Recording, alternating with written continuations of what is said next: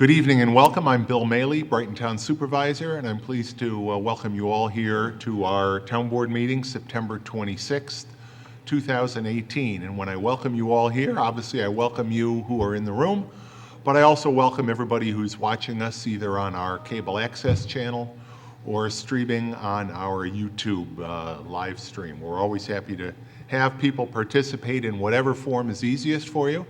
If you're here in the room, tonight's agenda and all of the supporting material for the meeting are on our back table in the rear of the room.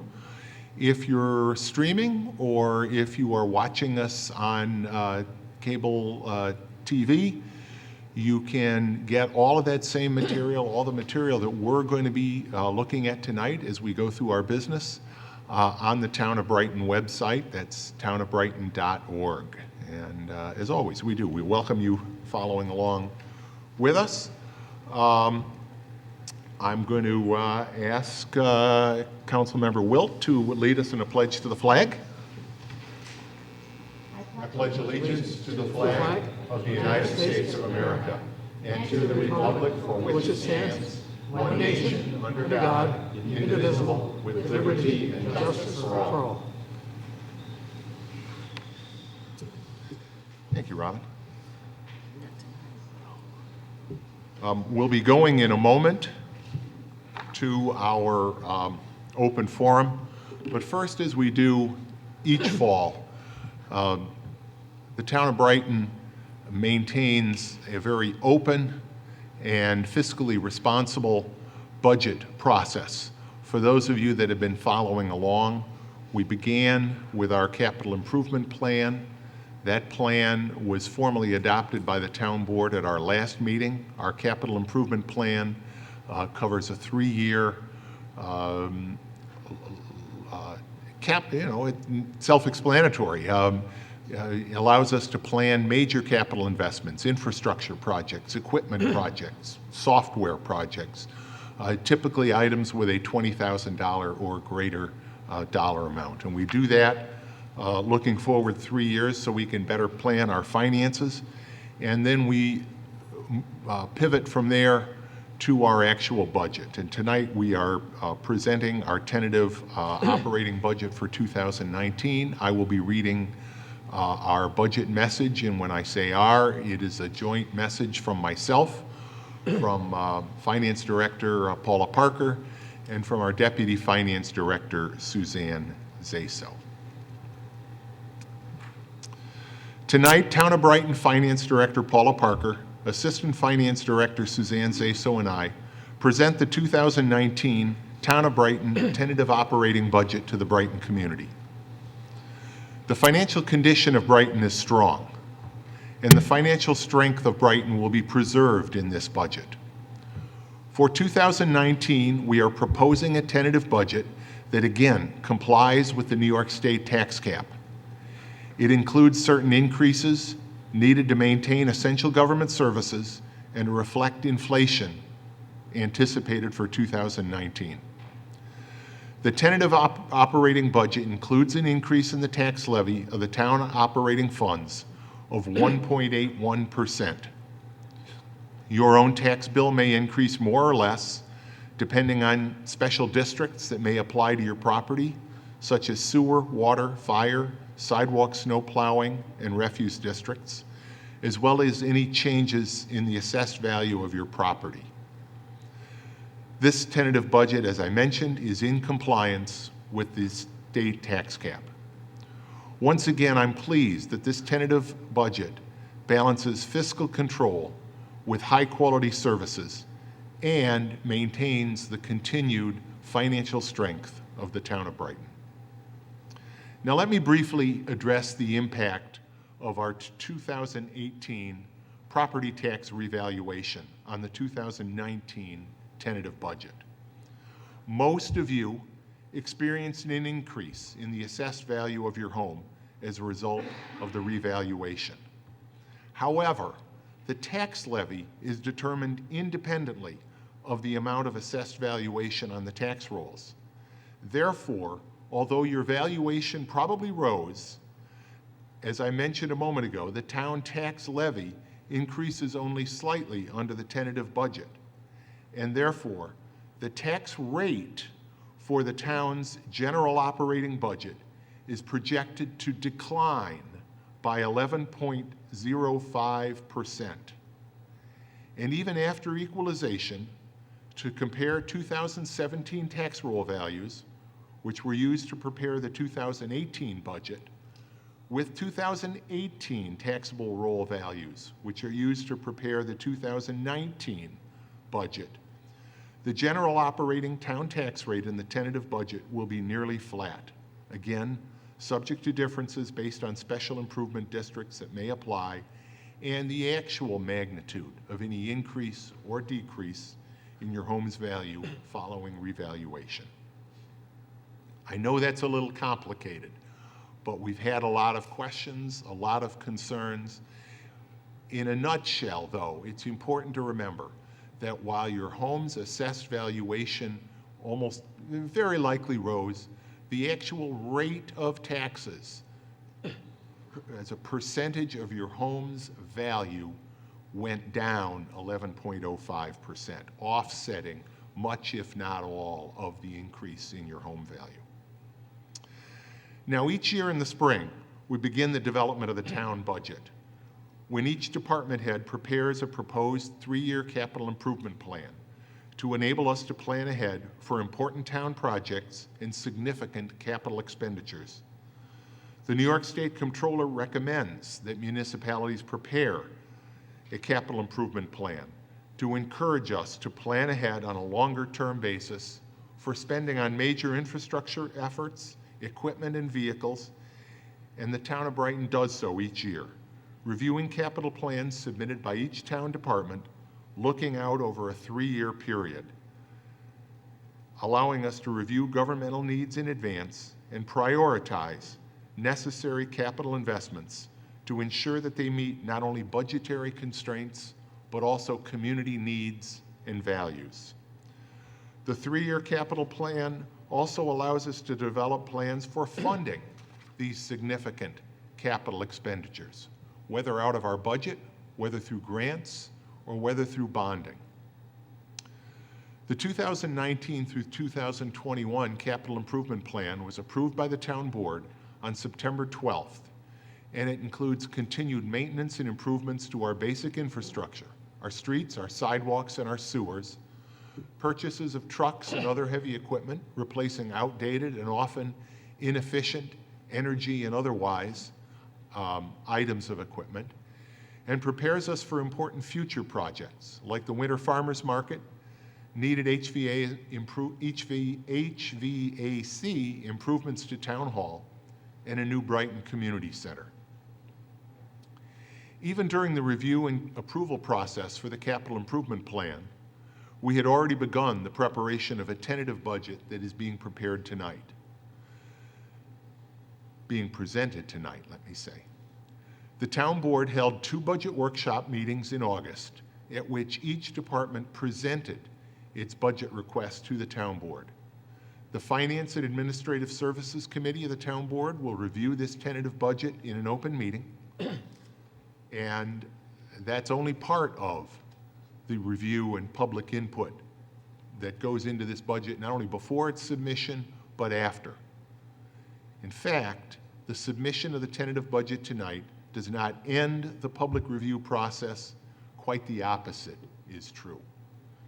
The Town Board will again hold 2 public hearings to take public comment on the 2019 tentative budget on October 10th and October 24th at 7 p.m. here in Brighton Town Hall.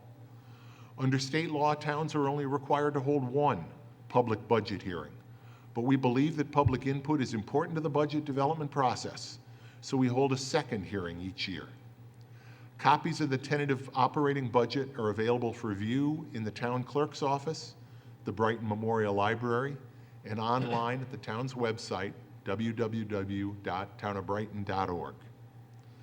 And like all regular town board meetings, and these budget hearings will be a part of our regular town board meetings, those hearings will be televised live on cable channel 3003, and can also be streamed on our YouTube feed from the town's webpage. Comments to the tentative budget can be submitted in person at either of the two public hearings, by email to the town clerk at daniel.amon@townofbrighton.org, or by mail to town clerk Daniel Amon, 2300 Elmwood Avenue, Rochester 14618.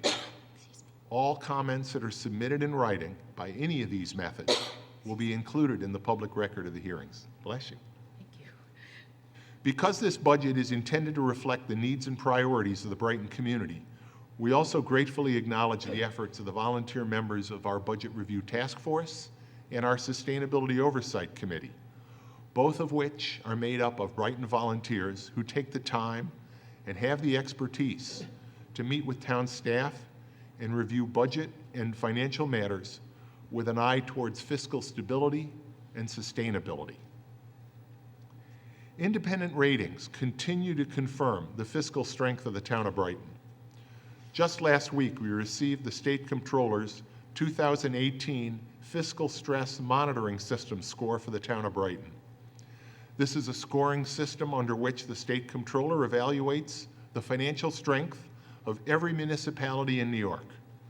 Our latest score continues to rate the town of Brighton highly, both on the fiscal score component, which focuses on the internal financial strength of the town, and also on the environmental score component, which considers outside factors that may affect the town's financial strength.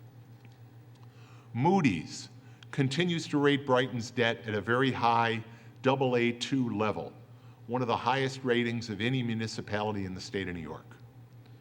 Our independent auditor audits the town's financial statements each year, and as part of that audit, makes a finding that they've been prepared in accordance with the Government Accounting Standard Board requirements.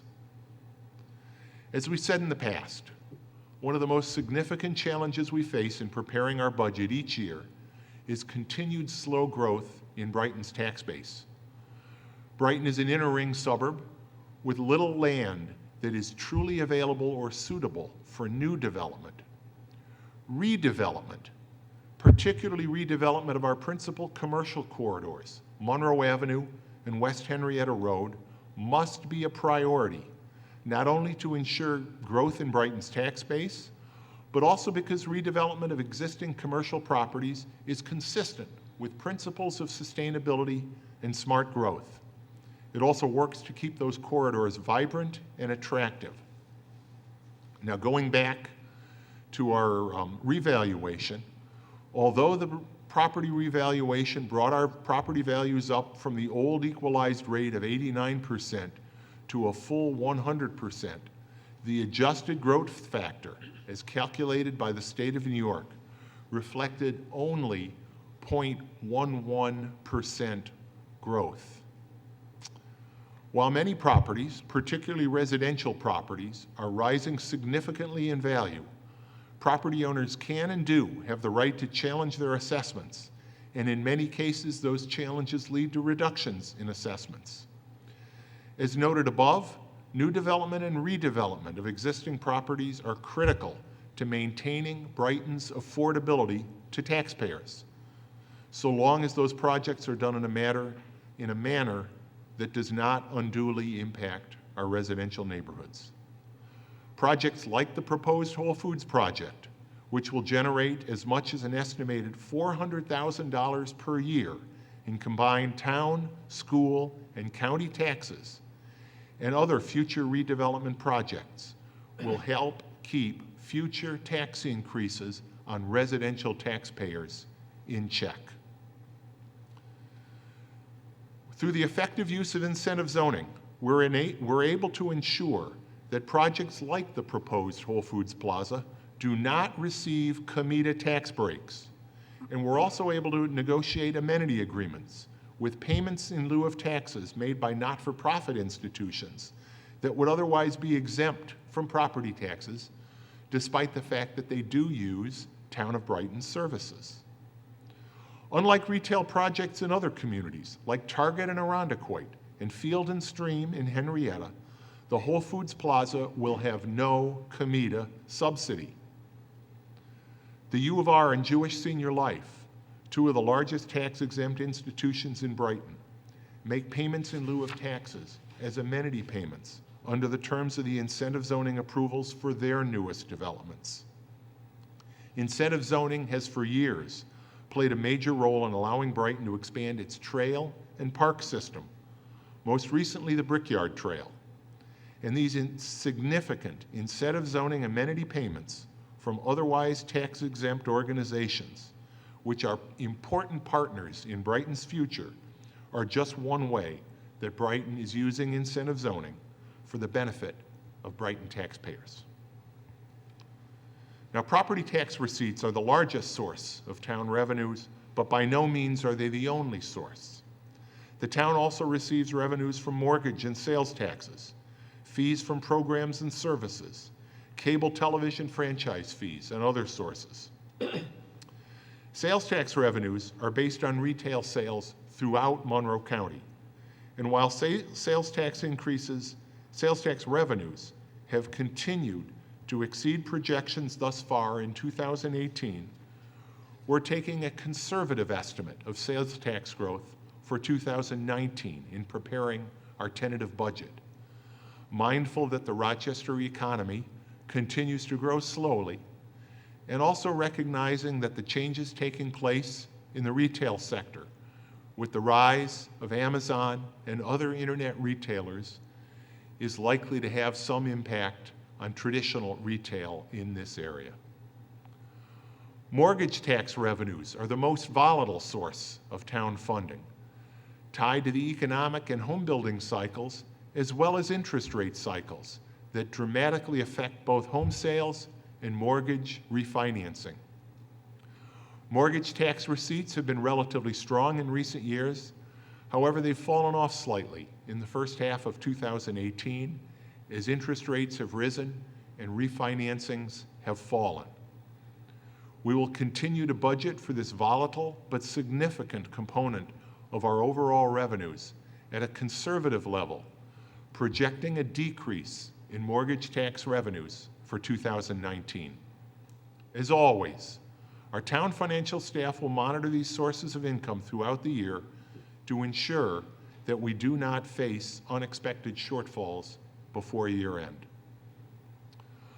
Of course, the reason that building revenues, particularly revenues other than property taxes, is so important to maintaining the financial strength of Brighton is that expenses continue to rise, and in some cases at a rate significantly higher than the rate of inflation.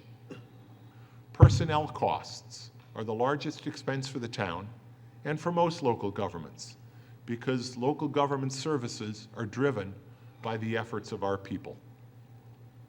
Wages and salaries have continued to grow, and employee and retiree health insurance premiums, over which the town has limited control, have risen and are likely to continue to rise even faster.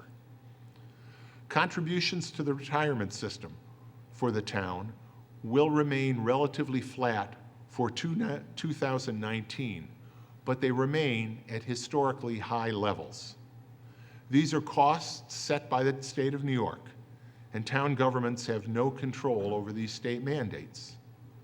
However, because the retirement system in the state of New York is now substantially fully funded, municipalities like Brighton are unlikely in the foreseeable future to face unfunded pension costs as communities in other states, like Illinois, are now facing.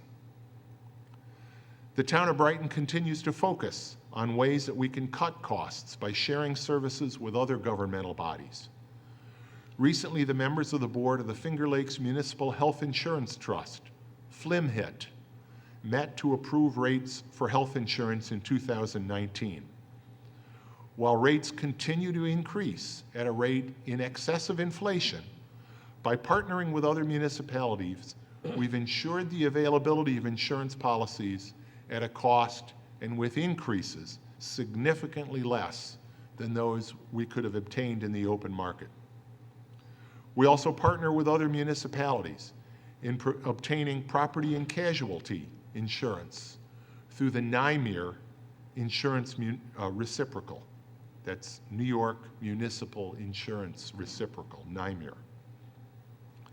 Going forward, the town of Brighton, along with the towns of Pittsford and Arundecoit, are taking steps to become part of a joint community choice aggregation program where we will combine our buying power to provide renewable energy to residents and small businesses on a cost-effective basis.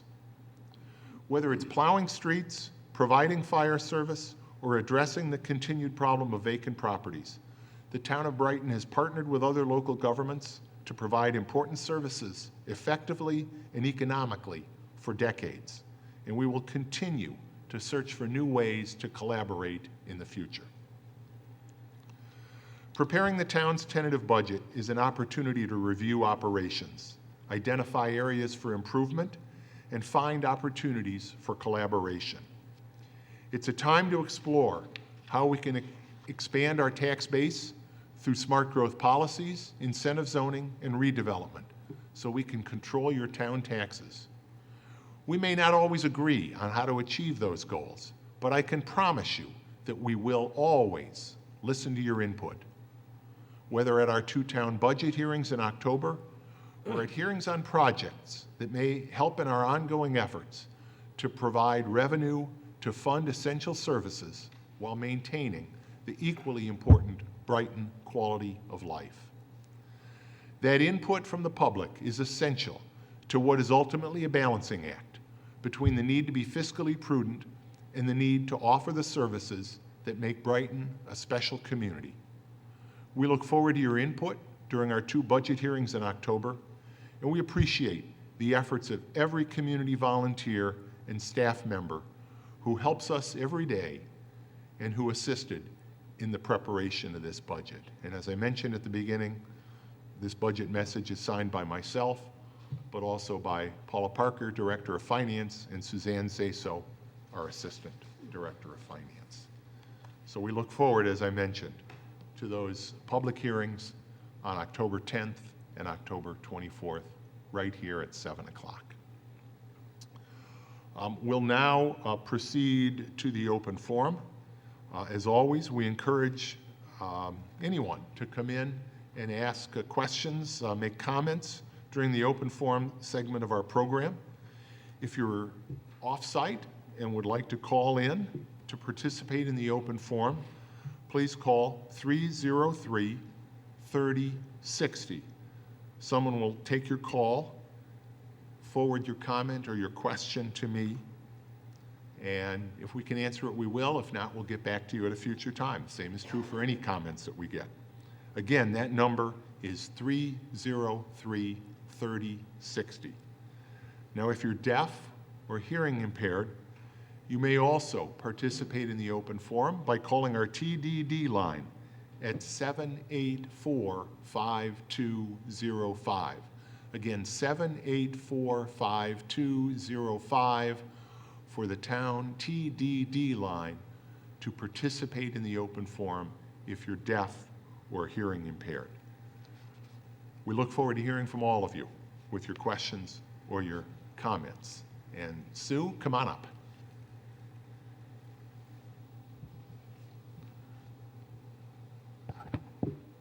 Thanks so much, Bill. My name is Sue Hughes Smith from 453 Edgewood Avenue. A couple quick things really tonight. First of all, thank you to your police department. My mom got a fraudulent and threatening phone call this week, and she came in. I don't know if it was you, Captain, but it was very helpful to her, and thank you for fielding her concerns. Thank you. Really appreciate that. Thank you, Sue. And we have actually, in a moment in communications, we got an attaboy from another resident, very pleased with the service from one of our police officers. So thank you for that. Absolutely. I have a question about the sidewalk issue on Edgewood that continues to not get resolved, and so I guess procedurally I don't know how to move forward, because as you know, there's no sidewalk from on the kind of west side from Monroe to the overpass. That's on the other side, and then it switches, and It's so crazy. right. So it's And you not live safe. right there, I live so you right experience there. it. I'm going to turn it over to Mike Guyon, because we actually are very close. on resolving that. Mike? Yeah, so we initially designed the one crossing, and we had it all designed and we're ready to start it, and we couldn't obtain an easement from the, I guess it would be the west side of the road. So we've since relayed out the easement, or relayed out the sidewalk, so we're gonna go to the, basically to the south and then across the road. I think it's actually a better crossing, better visibility. We plan on constructing that this year. So we have funding, so we should be building that. It'll probably be later this fall, but the intent is to get it built this year. So I really appreciate your efforts on that, and that there will at least be one spot where kids can cross. But it doesn't, it seems like we need a cross on each side of the bridge, because there's no way for the kids to get, or we need another sidewalk over that overpass on that side of the bridge, because, you know what I mean, the sidewalk on the overpass on the west side and the sidewalk stops on the east side of Edgewood. So how do they get to that? One of the problems on the bridge is it's not our bridge, obviously. Right. It's Monroe County DOT, so we don't have much jurisdiction over what gets built on the bridge. We can certainly take a look at the crosswalks on the other side. We won't be doing anything this year, obviously, but we can certainly look at it for a future improvement. Right, okay. And the one Appreciate thing, that, and the one yeah. thing I would note, obviously that bridge was constructed many years ago, but on a much more recent Edgewood Avenue bridge, the bridge over the creek between Allen's Creek and Monroe, anticipating exactly that concern and potentially anticipating the opportunity to look at sidewalks over there, we saw to it that not only did the county put in sidewalks over the bridge on the side that already had sidewalks, Right, but they put in sidewalks on the other side, on the west side. And I was at actually the block party of the Stony Brook Neighborhood Association just this past weekend. We walked that stretch of Edgewood. We're looking at what Mike is putting together maps so we can see exactly where we have right of way. Funding is a challenge. right, But we've identified over the years sidewalk gaps, and some of them are easier to fix than others. But that's one that we're going to at least look at, and partly because of the foresight and I'll give the county credit, because ultimately we got to yes with them. They Right. said yes right, to putting in sidewalks on both sides of that bridge. right. And that's commendable, and I'm so glad. And I don't know if I should be speaking to anyone at the county level about the road, or is that something that your office, Mike, is regularly interfacing with the county about? I don't know if they have plans to redo that bridge anytime soon, or, Certainly, we can talk to them, Sue. I don't know of any plans to redo the bridge, but we can certainly talk. We have communications going back and forth with the Department of Transportation all the time. right. So if you'd like, you could drop me an email. Okay, And even though Edgewood is a county, Correct. that's a bridge over an interstate, I-90. right. So is that bridge primarily the state DOT's responsibility, or? Don't know, Bill. I'd have to look All at right. that, but it's certainly a good question for the county. Okay, that's great. And then my last question, I thought Chief would be here tonight, but he's not. And I was looking for some clarification regarding the foot patrols. Would you have any information or be able to provide me with any information regarding what exactly the chief has asked of the officers, like what they have been asked specifically to do in that regard, like how they're supposed to interact or If- not if- interact, or, I would probably defer to the chief on Okay. specifics on foot patrols.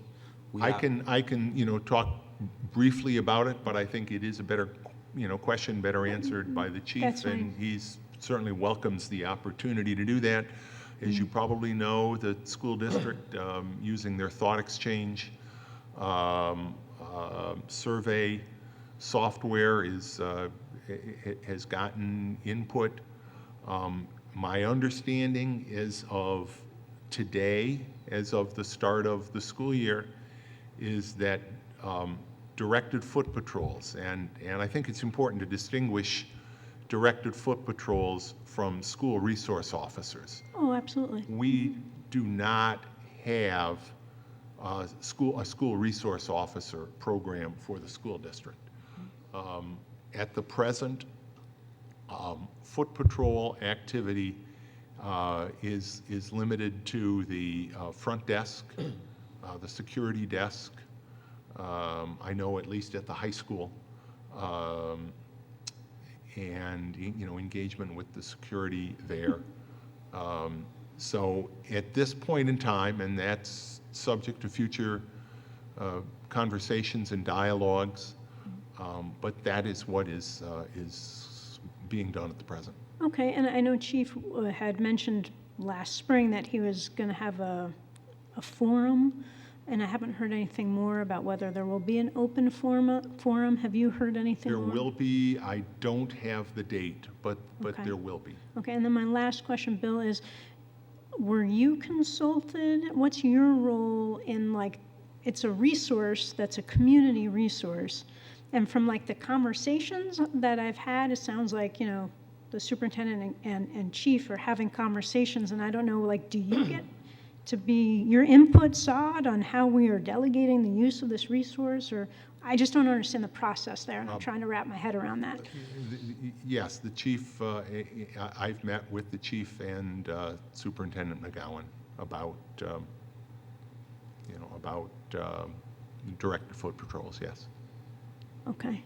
So is it a budget issue at some point? Is there? It's a lot of issues. Yeah. It's an issue that resonates at a lot of different levels, which is why I think nobody is, making a snap judgment, and why input from all the relevant stakeholders is important. Totally agreed. Thank you so much. I appreciate that. Helpful information. Thank you, everybody. Thank you, Sue. Is there anyone else that would like to address the board during the open forum? Hearing none, we will proceed. Can I have a motion to approve the agenda? So moved. Second. Dan, please call the roll. Councilmember Vogel? Aye. Councilmember DeMonzio? Aye. Councilmember Werner? Aye. Councilmember Wilt? Aye. Supervisor Mealy? Aye. We have one public hearing tonight. It's a public hearing concerning proposed local law, parking restrictions for Glen Road, local law. Dan, I'll ask you, has legal notice been given for this public hearing? Has Supervisor, the September 20th edition of the Brighton Pittsburgh Post. Then legal notice having been given, I hereby declare this public hearing to be open. I would note that we have correspondence from Ramsey Boehner. We have a copy of the law. Mike, I'll ask you, because you've really engaged with the Glen Road residents in connection with the preparation of this local law. Yeah, the intent of the revisions to the local law are intended really to just clean up some of the distances as they're measured in the local law. The signage won't change, or change maybe 5-6 feet, but the measurements in the local law from the bridge on up to where the signage was, we found to be incorrect. So we're just correcting those distances. It's almost an administrative change. Yeah. And I think, I've found conversations with the residents there, just our own visits there, suggest that while we're still writing tickets, significant number of tickets down at Glen Road, I think there is somewhat better compliance with some of the additional signs that have been put in, advising people. When I've been down there, I've seen people make that turnaround and everything else, so, okay. I think this will help, Bill. Good. And if I didn't already do so, I think I declared the public hearing to be open. But anything else, Mike, before we ask for resident input? Okay. Is there anyone that would like to comment on this hearing on the proposed Glen Road parking local law? Any comments from board members? Then hearing none, I declare this public hearing to be closed, and if the board would like to take action, you have a resolution attached. Chris? Bill, in the matter before us regarding parking restrictions for Glen Glen Road and the amendment of the local law. I move that we adopt the resolution before us. Second? Any further discussion? Hearing none, Dan, please call the roll.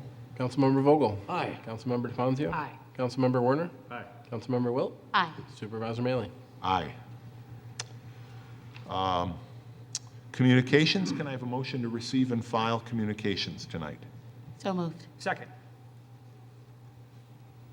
As I mentioned before, we have another letter thanking Officer Ruffalo.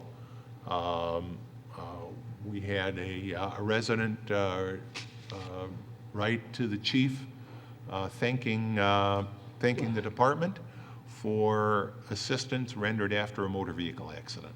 And I believe the chief already passed that along, but I want to make sure the public is aware of it because it's always great to get that kind of positive feedback about the department from this and from what we heard tonight from Sue.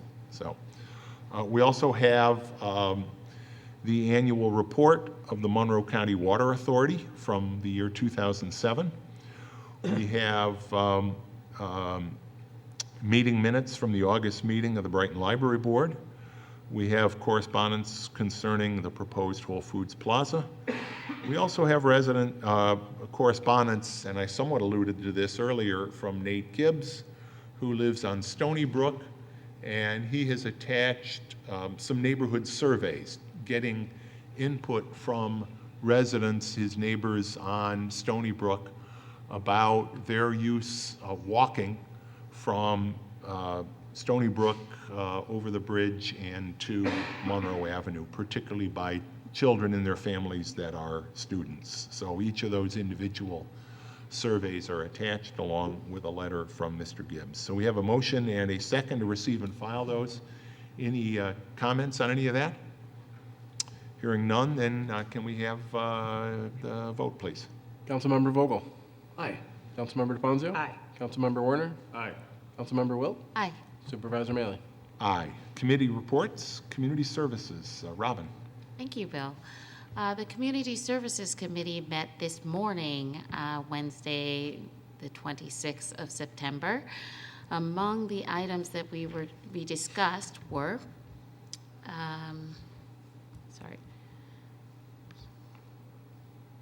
park issues. The part-time seasonal employment for the year will be ending this Friday, September 28th, and outside field rental revenue continues to rise, even though we've been resting the fields and rehabbing the fields this year.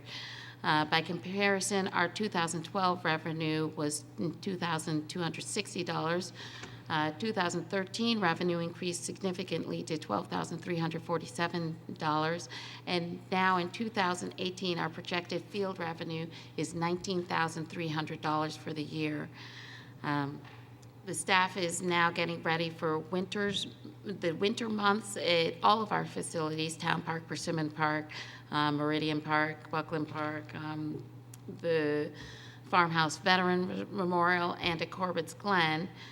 Along with our trails, the Brickyard Trail, Lehigh Valley Trail, and at the 12 Corners Triangle Park. And they will be doing their annual maintenance review in the upcoming months. With regard to our recreation programs, we had an extremely busy summer this year. All the programs, events, and activities proceeded very smoothly. We had over 1,300 kids participate in our summer playground camp alone this year.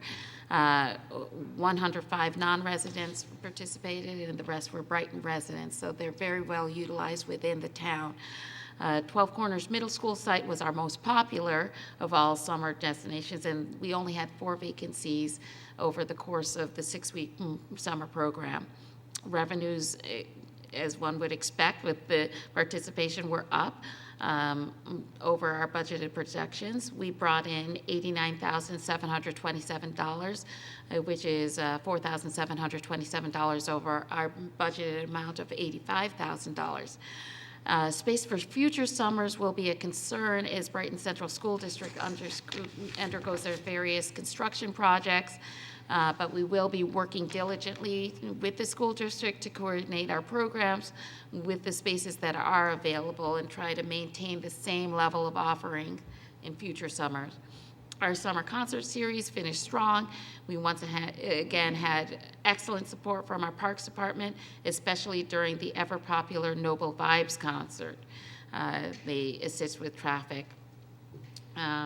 We did suffer the tragic loss of one of our Brighton senior members this summer, which did take a huge toll on participants and staff.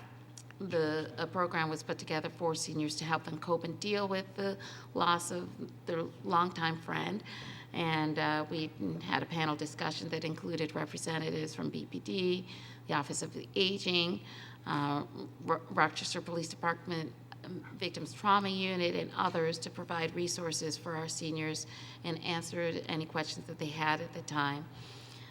The transportation provider for the seniors, Platinum Limousine, graciously provided transportation for our seniors to attend the memorial service at no charge to participants from our town, and we are forever grateful for their dedication to the program. And Supervisor Maley did present the owner of Platinum Limousine, Jeremy Bellinger, and driver John Volmer with a proclamation this past Tuesday, September 25th, at the Tuesday Senior Program.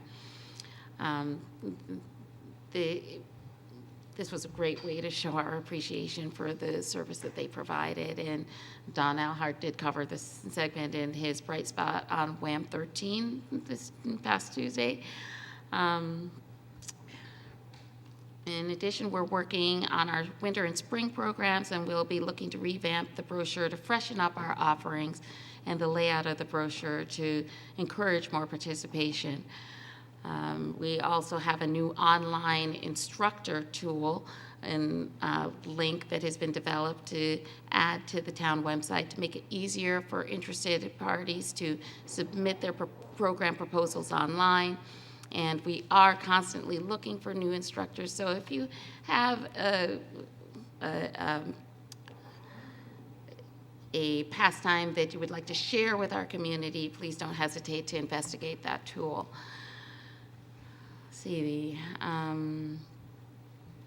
We're excited to be refocusing energy at the Buckland House this year. Our Supervisor Maley did call a meeting with key community members who have common interest in maintaining the use of the Buckland House for the community, and we will be working cooperatively to develop a schedule of programs and demonstrations to utilize that space better. We currently are in a holding pattern on the Winter Farmers Market, waiting for final documents from our architectural firm Insight. The project will go out to bid as a shell with other amenities and alternates for the project. The scope has been drastically reduced, again, to try to get a positive response from bidders so that some of the work can be done in the near term. Our construction costs have been volatile, which has made our bid responses thus far cost prohibitive. We also discussed the Corpus Glen Advisory Council recommendations. The Advisory Council met on Tuesday, September 25th. We continue to see dog bags left on the street, but no recommendations were made by the council to deal with some of our ongoing dog issues. We will be installing a protective wooden fence on the area nearest the tunnel, and we will be also installing plantings that will establish themselves before there's more erosion loss in that immediate area. We'll be installing 4x4 posts and 2x6 boards connecting them to create a 300-foot protective barrier on the edge of the creek in the highest use area. It will be around 3 to 4 feet high, just to discourage entry into the water, which has been a problem over at Corpus Glen. And that fencing we do anticipate to be installed next week. We had an update on the Inclusion, Diversity, and Equity Advisory Committee. Sheila Gaddis, our former town council member, has been appointed as a special advisor to the supervisor, and we're in the process of creating an RFP for a consultant for that group. Letters have been sent out to all prospective members, and the majority of members have taken their oath at this point. Update on the Community Choice Aggregation Law. Pittsburgh passed that enabling legislation on September 17th, and surrounding towns will now be looking for an administrator for CCA. There was some discussion about the development of an RFP, and the intent is to get some community input, and in the process of determining next steps in designing the RFP, we're looking over our opportunity to incorporate public input. The priority has been placed on working with our neighboring towns of Pittsford and Arundecoit that have also passed the enabling legislation moving forward to develop some common language, but we do anticipate independent RFPs for each community. We also had an update on the Beautification Committee. By the close of the application period for the Beautification Committee, we had over 30 applicants. The town is now in the process of determining which of those applicants we will interview and how many will be considered ultimately for the committee. Interviews will be conducted on a one-to-one basis in upcoming weeks. Couple of traffic issues we also addressed. Route 96 lane reconfiguration, the road diet, which is a reconfiguring of the lanes from 4 lanes, 2 in each direction, down to 3 lanes with a travel lane in each direction and a center turn lane, two-way turn lane. That relining will take place this fall. In anticipation of that, the State Department of Transportation has instituted some major road repairs and also undertaken updates to some of the utilities in the area. So we will be seeing lane closures and a little bit of sidewalk closure in the upcoming weeks as they undertake that restriping. Finally, we did talk about 12 Corners traffic. We did have an unfortunate incident, a tragic incident, where a student was struck by a vehicle on her way to school at Brook Holland and Monroe. We thank the police department for their response to that emergency. But as a result of that, there has been some reflection on the part of the collective community and a desire to see a number of things happen to make the area safer for pedestrians and cyclists around town. And so a group has come together to work collaboratively with the town to hopefully examine infrastructure changes, but most of all behavioral changes for the community. That group is called Brighton Safe Streets for All. Right now it's a virtual organization with about 50 people signed up, and they are looking to take some thoughtful action with regard to the traffic within the 12 Corners in particular, but overall throughout the town to look at some traffic calming measures. And we're connecting with Nancy Johns Price in the city of Rochester. She's the head of the Pace Car program.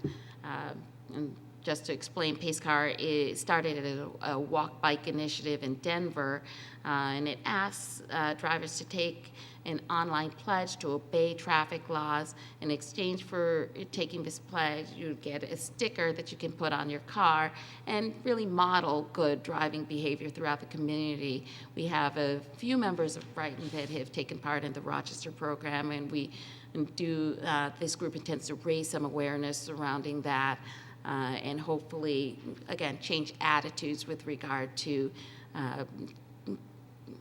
going through the 12 Corners.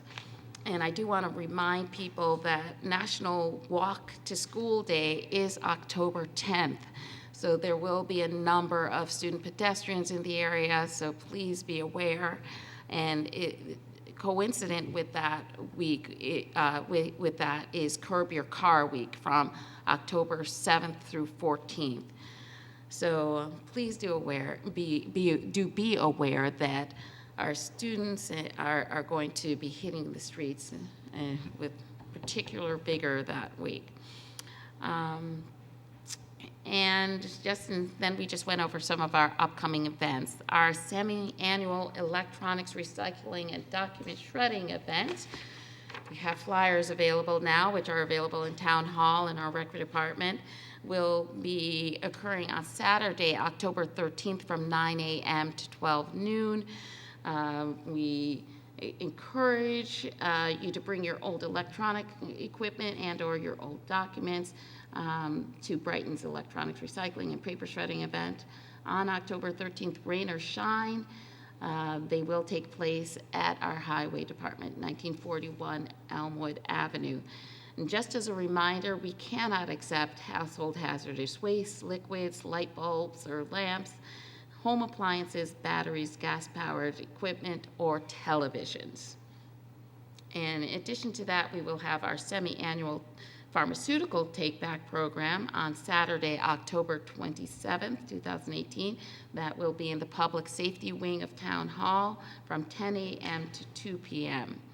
This provides a cleaner and safer environment for our community by properly disposing of your unused pharmaceuticals. Believe it or not, Halloween is approaching, so our sensory-friendly trick-or-treating will be happening at Brighton Town Hall on Friday, October 19th, 4 to 5:30 p.m. In addition to that, we have our Fall Family Festival at the Brighton Town Hall Complex and Brighton Memorial Library on Saturday, October 20th from 10 a.m. to 11:30 a.m. Our Halloween Happy House will be at the Buckland Farmhouse, 1341 Westfall Road on Friday, October 26th from 5 to 6 p.m. Our Haunted Grounds at the Buckland Farmhouse, 1341 Westfall Road will be on Friday, October 26th from 6 to 9 p.m. And that concludes our update. Our next meeting of the Community Service Committee will be on Wednesday, October 17th from 9:30 a.m. at the Brookside School, 220 Idlewood Road. Again, the public is welcome to attend. Thanks, Robin. I was particularly taken this morning during the meeting with the Pace Car program. It was presented by Christine Corrado, who's a member of our zoning board, and done a little research since that meeting, and it's a number of cities throughout the country, but it appears that actually the idea originated, and I don't have his name in front of me here, but with an Australian traffic safety advocate who really has taken an approach very similar to the approach that our police department and public works department have taken in some respects, with a goal of traffic calming through non-capital intensive means. And this is certainly an opportunity to try to do exactly that. So I reached out to Christine. I think the Pace Car program is something I really want to fast track. I think it's, I hear from people all the time, what can we do? What can I do to help with traffic safety? And of course, one of the things we can all do is follow the law and drive in a sensible way. Drive, not distracted. And the Pace Car program really is a pledge. It's a pledge by individual residents to commit that they will drive the speed limit, that they will stop at stop signs. Interesting concept, stopping at stop signs. Red lights, stopping to let pedestrians cross the street. All of those, what should be common sense safety items, and that sometimes in the rush of the day, people forget.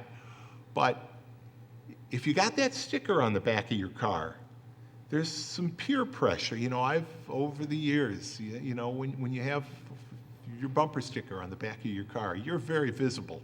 It's a bad idea to go speeding and running through.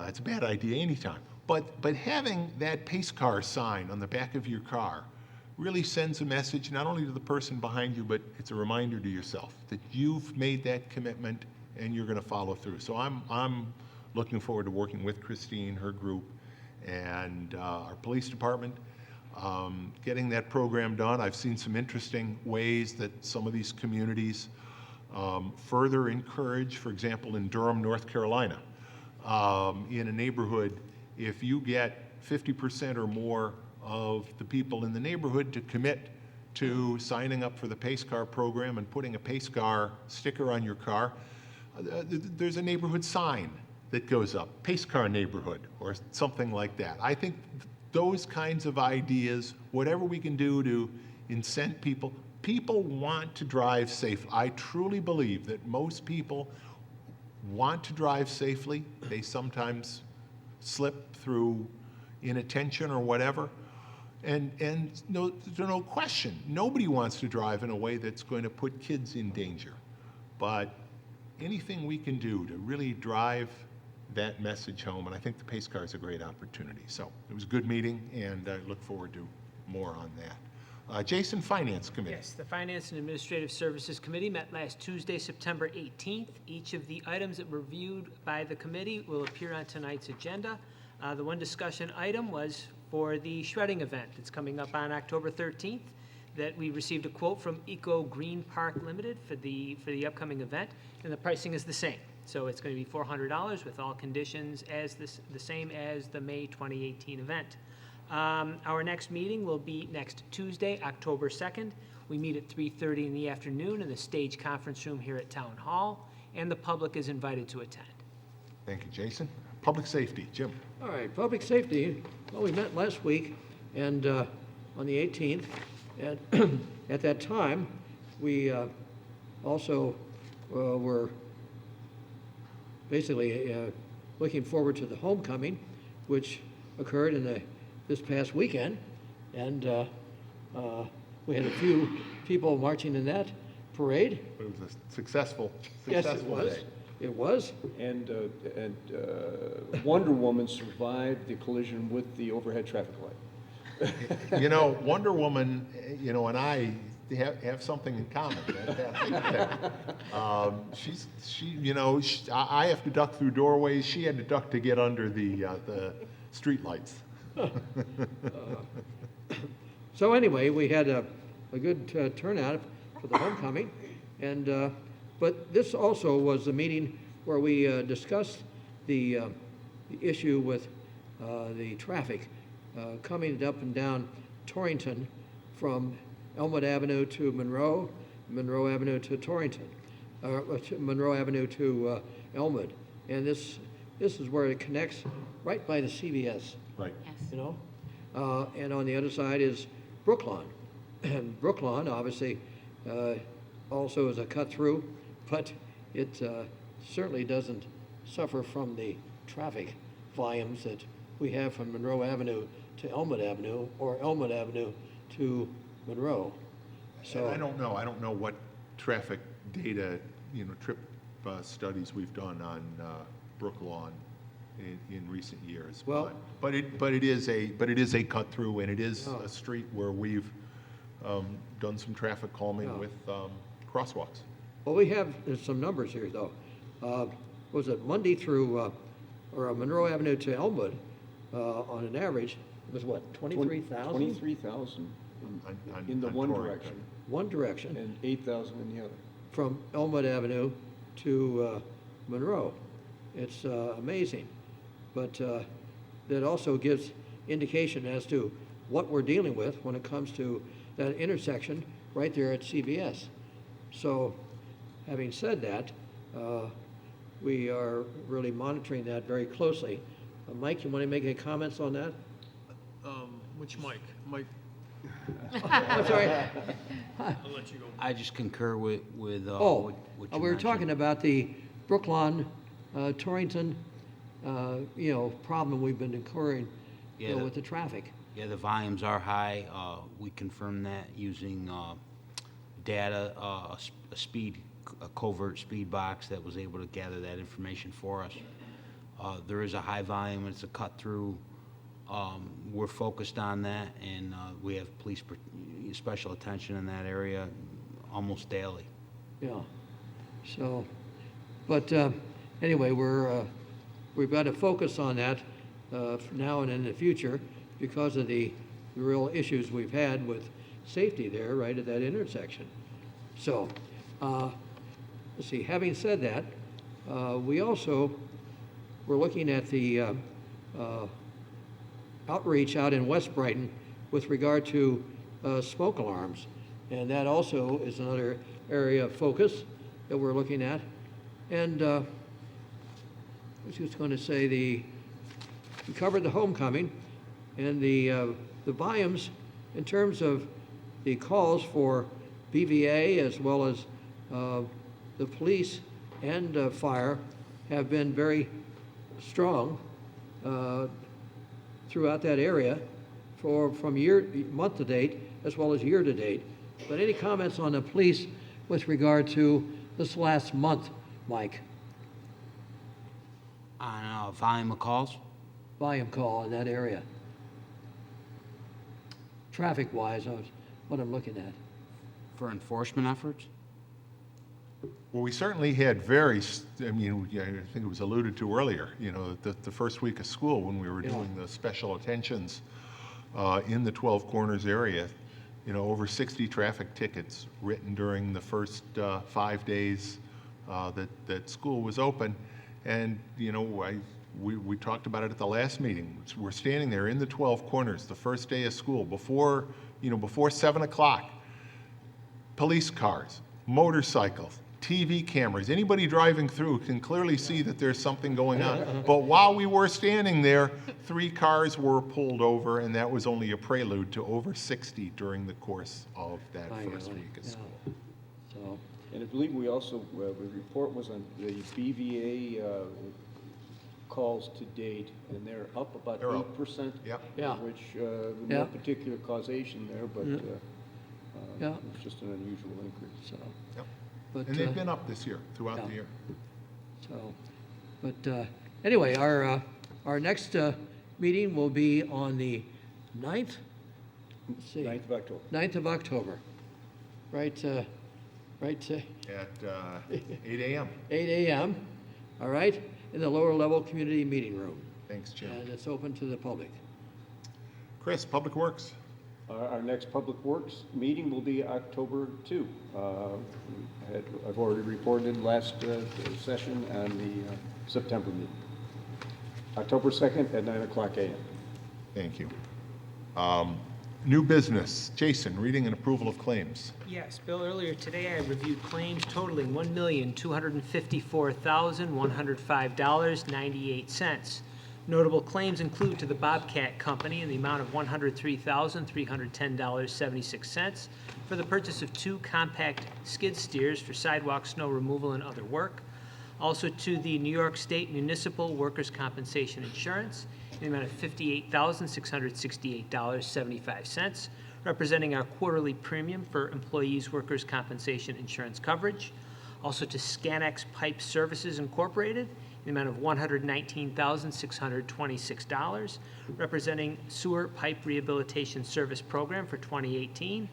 And this one I almost hate to bring up, but it's to the American Rock Salt Company in the amount of $50,651.11 for purchase of road salt for our upcoming snow season. The claims all appear to be in order, and I move that they be approved. Second. Any discussion? Hearing none, Dan, please call the roll. Councilmember Vogel? Aye? Councilmember DeFanzio? Aye. Councilmember Werner? Aye. Councilmember Wilt? Aye. Supervisor Manley? Aye. Chris? Next item is to authorize the supervisor to execute the lease extension agreement with Monroe County Water Authority to continue to operate the infrastructure serving the town of Brighton's water district. I move that we adopt the resolution before us. Second. This is something we don't do very often because it's a 40-year lease. And the proposal is to renew it for another 40 years. We have a motion and a second. Any further discussion? Dan, hearing none, please call the roll. Councilmember Vogel? Aye. Councilmember DeFanzio? Aye. Councilmember Werner? Aye. Councilmember Wilt? Aye. Supervisor Mealy? Aye. Jim?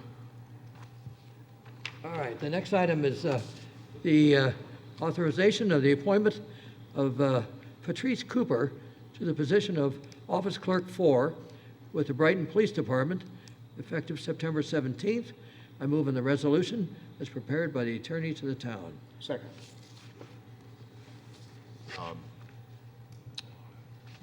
Actually, Patrice has started with us, so this is a Nunc pro nunc tunc. pro tunc, as Yes. they say. Any discussion? Dan, please call the roll. Councilmember Vogel? Aye. Councilmember DeFanzio? Aye. Councilmember Werner? Aye. Councilmember Wilt? Aye. Supervisor Mealy? Aye. Jason? Yes, the next matter seeks to authorize the purchase of a mobile column vehicle lift for use by the Highway and Sewer Departments and the transfer of funds totaling $12,931 from accounts D.HWY.5110 2.68, in the amount of $6,000, from D.HWY 5130 2.22, the amount of $3,931, and D.HWY.5142 2.30, the amount of $3,000 to account D.HWY.5130 2.40 to support the Highway Department's share of the purchase price. I move we adopt the resolution as prepared by the attorney to the town. Second. This is a lift, and we spent some time on this matter at a couple of meetings. We wanted to make sure that this was really the right way to go. We looked at a couple of different options, and I appreciate Tim Anderson and the work he did to, really give us the information, because we had an opportunity to put a replacement in-ground traditional lift. It would have been a little bit cheaper, but a shorter, a 20-year life expectancy versus a 30-year life expectancy. This portable unit will allow it to be used in wherever it's needed. It does cost a little bit more, but because it has a 30-year life expectancy, the cost per year is about 25% less than what it would have cost to simply replace the conventional in-ground lift. So I think we're getting a more useful piece of equipment for a smaller yearly cost. The budget transfers are just for the Highway Department, but the Sewer and the Highway Department both use this lift, and the price is allocated 2/3 to the Highway and 1/3 to the Sewer. We have a motion and a second. I'm impressed with the analysis you did, Mike, on the two different alternatives and the per year cost and so forth. It's a very easy decision to make on that basis. Yeah. And the resolution before you simply also states that the total purchase price for this piece of equipment is $44,300. Yes. Any other comments? Dan, please call the roll. Councilmember Vogel? Aye. Councilmember DeFanzio? Aye. Councilmember Werner? Aye. Councilmember Wilt? Aye. Supervisor Mealy? Aye. And Jason, why don't you do the next one, Yes, too? the next matter seeks to authorize the closing of completed capital projects as listed and make the appropriate accounting and budget entries to move any remaining funds to the corresponding debt service reserve fund. I move we adopt the resolution as prepared by the attorney to the town. Second. This is a technical finance process. Paula, do you want to just briefly explain what we're doing? When we borrow funds or we do projects through the Capital Projects Fund, that these projects will finish, a lot of times we've estimated those dollars. The projects that we're closing, we actually have borrowed funds for. The projects have come in under budget, which is always a good thing. However, our hands are tied as the funds must go to the debt service accounting structure, Fund V, if you will. What we try to do is we try to divide those funds that are left over into the number of years of the debt. They roll in as revenues each year, and they help us reduce our cost for the principal and interest each year. Paying Something like Paying it that. forward. There's a good way to look at it. We have a motion and a second. Further discussion on any of that? Dan, please call the roll. Councilmember Vogel? Aye. Councilmember DeFanzio? Aye. Councilmember Werner? Aye. Councilmember Wilt? Aye. Supervisor Maley? Aye, I'll give you one more budget transfer there, All Jason. right, all right. The next matter seeks to authorize a budget transfer totaling $35,000 from accounts A.POLCE.3120.8.40, the amount of $25,000, and A.POLCE.3120.8.45, the amount of $10,000, to accounts A.POLCE.3510.2.22 in the amount of $26,000 and A.POLCE.3510.2.29 in the amount of $9,000 for the police department to purchase a new animal control van. I move we adopt the resolution as prepared by the attorney to the town. Second. We're going to be replacing that van. And once we get all the details, we're really in this resolution authorizing the department to go out and go through the procurement process, get a van, and once we have that van, we'll take further action to authorize the actual purchase, but we've anticipating that made the budget transfers needed. So we have a motion and a second. Further discussion? Hearing none, Dan, please call the roll. Councilmember Vogel? Aye. Councilmember DeFazio? Aye. Councilmember Werner? Aye. Councilmember Wilt? Aye. Supervisor Maley? Aye. Robin? The next matter seeks to receive and file the 2017 annual report from the Sustainability Oversight Committee. I move on the resolution as prepared by the attorney to the town. Second. Each year, the Sustainability Oversight Committee gives an annual report on its activities. Thank you, Everett Garcia, for your work with the committee, and Robin, your work as the town board liaison. We have a motion to receive and file. Any comments? Dan, please call the roll. Councilmember Vogel? Aye. Councilmember DeFazio? Councilmember Werner? Aye. Councilmember Wilt? Aye. Supervisor Maley? Aye. And one more. Robin? The next matter seeks to receive and file the 2017 benchmarking report as required by the local law for energy benchmarking municipal buildings of the town of Brighton. I move on the resolution as prepared by the attorney to the town. Second. And this benchmarking report, you'll recall earlier in the year, we adopted the benchmarking local law as part of our clean energy work. And it's really an opportunity for us to look at how we're doing, how we are doing as a municipality in terms of our energy use. So that's what this report and future reports will do, and it was one of our action items for the Clean Energy Community Program. We have motion and a second. Further discussion? Hearing none. Dan, please call. Councilmember Vogel? Aye. Councilmember DeFazio? Aye. Councilmember Werner? Aye. Councilmember Wilt? Aye. Supervisor Maley? Aye. Chris? Next item is to receive and file the 30-year restrictive covenant for the Daniele Family Company's Whole Food Plaza project. I move that we adopt the resolution before us. Second. And that resolution actually also authorizes the execution of the covenant, and this is a modified covenant. You'll recall that we took action earlier. Ken, do you want to talk about it, or do you want me to?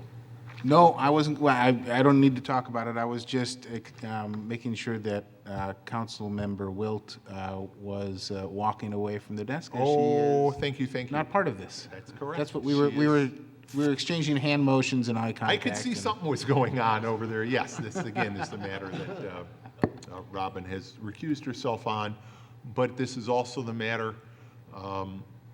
Earlier this year, we authorized, back in March, I directed the developer that they would not be permitted to obtain any building permits or any permits other than demolition permits unless a covenant that prohibited access onto Clover Street or Allens Creek Road. That was reflecting feedback that we heard from our residents at our public hearings, particularly the last of the 5 public hearings that the town board did. We signed it, and then, as sometimes happens, I think the parties, gave a little more thought and decided they wanted to make a few more revisions to that document, and in particular to add an escrow arrangement so that the covenant, when signed, would be held in escrow, And, but still, no action issuing any permit by the town until that document has been released from escrow and filed. Right. I think the points to clarify are that the restrictive covenant, once filed, will prohibit access onto Allen's Creek Road and will prohibit access onto Clover Street from the project site, and that no construction permits of any sort will be issued until that covenant is filed. And both the neighborhood association's attorney and the developer's attorney had some extensive discussions. They are both happy with this agreement now. I did exchange email with Tom Greiner today to let him know that we were taking action on this evening. He was pleased to hear that. I think, you know, everyone, especially the town, has been anxious to get this done, and now it is done. Yeah, we've really been anticipating an agreement on that by council on both sides, and now that it has, I'm looking forward to again signing it. Okay, we have the motion and the second. I know, Chris, you made the motion. Jason, did you? Who Jim. seconded it? Jason did. Yeah, that's what I thought. Jim. Jim did. I did. Okay, sorry. Yeah. So we have that motion and that second. Any further discussion? Hearing none. Dan, please call the roll. Councilmember Vogel? Aye? Councilmember DePonzio? Aye. Councilmember Werner? Aye. Supervisor Maley? Aye. Focus on, I was going to go get the councilwoman, but no. And while we're doing that, I think it's important to note, as I mentioned, the town board held 5 public hearings on this project and gave its approvals. Following that, the planning board held 3 public hearings and took various actions, including approving demolition, subject to getting a demolition permit by the developer, and site plan approvals both for the Whole Foods Plaza itself and for the properties across the street and the access management agreement that are related to that. I think it's important to note, because there continues to be disinformation out there in the public about what the planning board did. And in the planning board's approval, there were 2 items that were of particular interest. There were over 40 conditions, and it's typical for the planning board to put conditions on any commercial project, but there were 2 that generated some real interest. And I think it's important that the public know the actual facts of the planning board's approval. With respect to the so-called Amazon lockers, those are not part of this plan. The planning board did not approve Amazon lockers on the site. What they did say is that if at a future time Whole Foods comes in seeking Amazon lockers, and Amazon lockers are somewhat similar to P.O. boxes, but they're a way that Amazon deliveries, instead of being left on people's doorsteps sometimes all day, sometimes even longer if they're away, Amazon lockers are a way those deliveries can be made to a locker and then picked up at the customer's convenience. Again, the proposal does not include, and the planning board did not approve Amazon lockers. If they come in, if they're requested at a future date, the planning board and town staff will look at the proposal and determine what, if any, additional approvals are needed. But I want to be very clear about this. Amazon lockers are not part of the project as currently proposed. So that was one significant issue that was being considered. There was discussion also about a bar or a restaurant in the store. At the present, again, the planning board has not approved a bar or a restaurant. the proposal as it now stands did not include a bar and a restaurant. Obviously, there were 3 restaurants on the site. There was Mario's Restaurant, Mama San's is still there, and Salvatore's Pizza is on the site. If any, and restaurants are conditionally permitted uses on that site. If at a future time there is a request to amend the site plan to include a restaurant, the applicant will have to come in and secure a conditional use permit. But again, I think it's important to note, and I want to make sure that the correct information is out there. The planning board's action did not approve a restaurant on the site at this point. So we'll move on with the agenda. And Chris. Next item is to receive, file, and adopt the Envision Brighton 2028 Comprehensive Plan. I'm pleased to move that we adopt the resolution before us to adopt that plan. Second. And Jason, I should have had you make that motion because Jason was the, Take it all back. I'll defer. Jason was the town board liaison Yeah. to the comprehensive plan committee, but we've got you down as the second in any event. We've talked about this a lot. This is an important roadmap for our future, for future land use decisions in the town of Brighton. This comprehensive plan update, Envision Brighton 2028, was funded through a grant from the NYSERDA Cleaner Greener Communities Program. And I am so impressed with the work that was done. It is aspirational, it is sustainability focused, but it's also focused on specific areas of the town that we know going forward will have today and will have going forward some significant issues that we want to plan for in advance. There were a series of open meetings and seeker review. We've discussed the seeker review on this. We held a public hearing at the last meeting, and I would say both at the public hearing and at the public meeting before that where we took comments. We didn't get a lot of comments at the public hearing, I think mostly because so many people were so very positive at the public meeting that was held before that on this plan. So Jason, I want to thank you for your efforts. Mike, you and Ramsey and everybody in your department that was so closely involved with this, and especially again to our community volunteers. Every step of the way they were involved, bringing their land use expertise, their community expertise, their sustainability expertise, led to what I believe is a very well thought out, detailed plan that is going to be helpful to the town and to the community for at least the next decade. And not only did our advisory committee members bring their expertise and their passion, they brought it at 7:30 in the morning.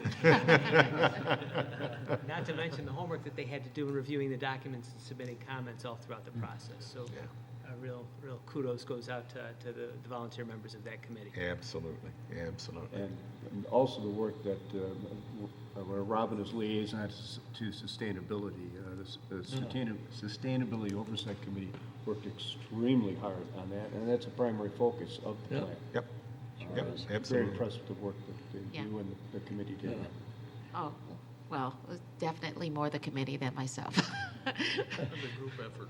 Okay, we have a motion and a second. Any Bill, further? we have Jason down as the second? Yes. Yeah, right, good. Any further discussion about our Envision Brighton Comprehensive Plan? Hearing none, Dan, please call the roll on the motion to adopt our comprehensive plan. Councilmember Vogel? Aye. Councilmember DeFazio? Aye. Councilmember Werner? Aye. Councilmember Wilt? Aye. Supervisor Malin? Aye. And again, congratulations to all involved. Yeah. Robin? The next matter seeks to authorize a supervisor to reappoint Stuart McKenzie to the Architectural Review Board for an additional 3-year term as member and chair effective July 1st, 2018 through June 30th, 2021. I move on the resolution as prepared by the attorney to the town. Second. We appreciate Stuart's willingness to continue to serve and continue to serve as chair. The ARB does a good job, and no small part thanks to Stuart's work. We have a motion and a second. Any further discussion? Hearing none, Dan, please call the roll. Councilmember Vogel? Aye. Councilmember DePonzio? Aye. Councilmember Werner? Aye. Councilmember Wilt? Aye. Supervisor Mealy? Aye. Jim?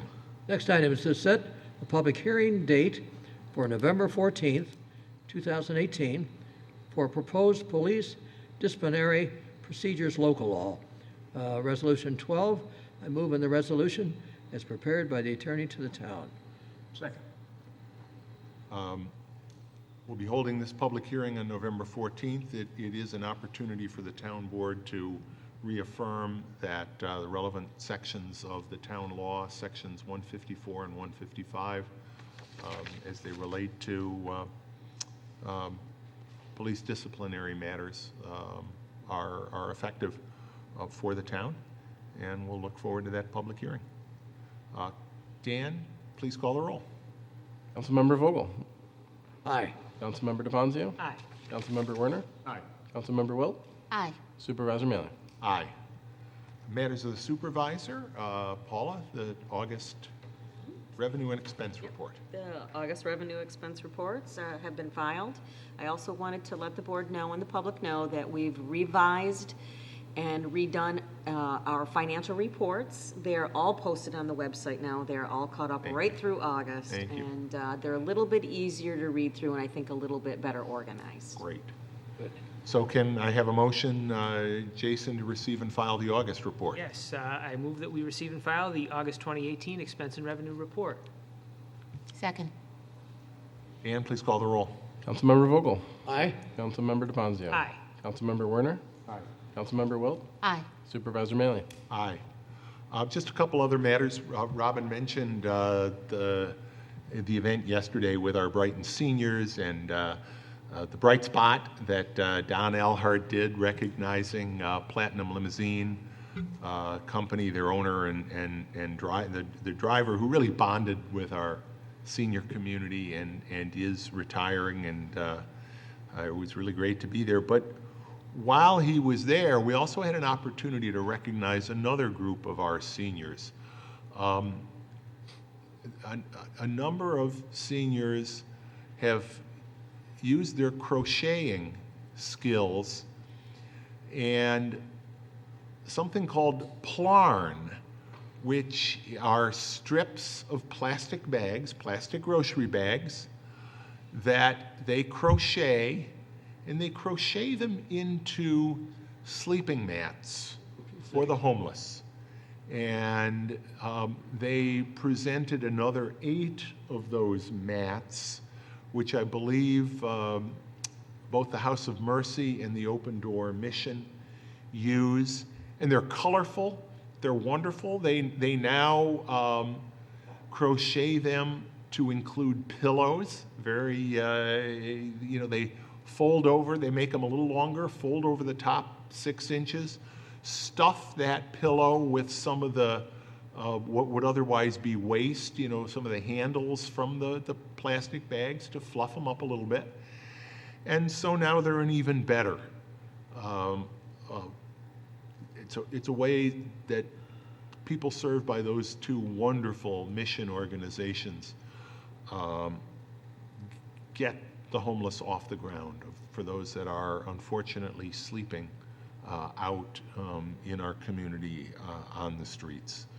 So they presented 8 more of those yesterday, and kudos. And I do believe Don was there filming that as well for a future Bright Spot, and well, it should be, because it is a bright spot the way they're doing that work to help. And I know they're always interested in getting more plastic grocery bags to help with their work. Just want to make a general reminder, because I did see on the news last night, Monroe County has reported their first 2 flu cases of the new year. This is flu shot season. I really want to encourage our residents, anybody watching us, to get a flu shot. It's easy. They're never 100% effective, but they are a real good way to dramatically reduce the possibility that you will come down with the flu. We actually have a flu shot clinic here for employees tomorrow. But wherever, whether you get them at your pharmacy, at your doctor's office, or at some of the, I think there are over 60 flu shot clinics that are going to be held just during the month of October in the area. This is the time to do it, and I really want to encourage people to do so. Finally, Monday night, October 1st at 7 o'clock, Monroe County Legislator Howard Mafucci will be having an open discussion. He's a Monroe County legislator, and he will be talking about the finances and the budget of Monroe County right here. So an opportunity to learn more about the county, and that's everything that I have. Matters of the attorney to the town, I do not have anything, thank you. matters of the town clerk. I just want to say just that I'm looking forward to Howard's presentation. Obviously there's been some other, Legislator Haney was always famously to diving into the Yes, he county was. budget and shedding light where there hasn't been any. So I'm glad to see Howard is picking up that mantle, and we'll be Howard doing that represents as a well. part of Brighton, You have that one district of Pittsford, Brighton and East Rochester. Yep, Yeah. absolutely. My only matter this evening, just want to remind everybody that school tax full payments due Monday. So we're all staffed up for that for the last few days here. And certainly if you're not able to make it during office hours, we have the new drop box out back at entrance number 9. And the M&T branches at Monroe and then up at Loman's Plaza both accept the payments, as well as just make sure you bring your stubs with you so they know how to get that applied. And otherwise, if you're running a little bit late on your way home from work and you're looking at the clock and it's going to be quarter after or something pretty close, you don't want to get pulled over by some of Brighton's finest, just give a call with your hands-free device and give me a heads up, and we always stick around for a few minutes to hang out for you. Thanks, Dan. Appreciate it. If they take the payments into the M&T branch, can you get it receipted there? Yeah, they do issue it, give you it will still, if you mark the checkbox, we'll still mail you an official receipt, but you'll receive something to indicate that you've given them a check. You have to have a self-addressed envelope, or? Nope. Just send it? Nope. Great. Yeah, and it's, again, it's just the 2 branches in Brighton. As an important note, I had a resident get bad information from M&T's 800 number for the installment period, and she was running all over because it was a Saturday, and our Monroe Ave branch is not open on Saturday, and so she went to one in Pittsford and was turned away and got pretty frustrated. So Thanks, and thanks for all the service. Matters of the town board.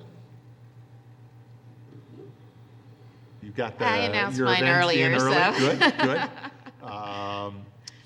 Can I have a motion to go into executive session to discuss purchase of real estate? So moved? Second. Dan, please call the roll. Councilmember Vogel? Aye. Councilmember DePonzio? Aye. Councilmember Werner? Aye. Councilmember Wilt? Aye. Supervisor Malley? Aye. Thank you, everybody, for being here. Our next meeting, and remember, again, it's our first 2019 town budget hearing, October 10th, 7 p.m. right here at Town Hall. Have a great night, everybody.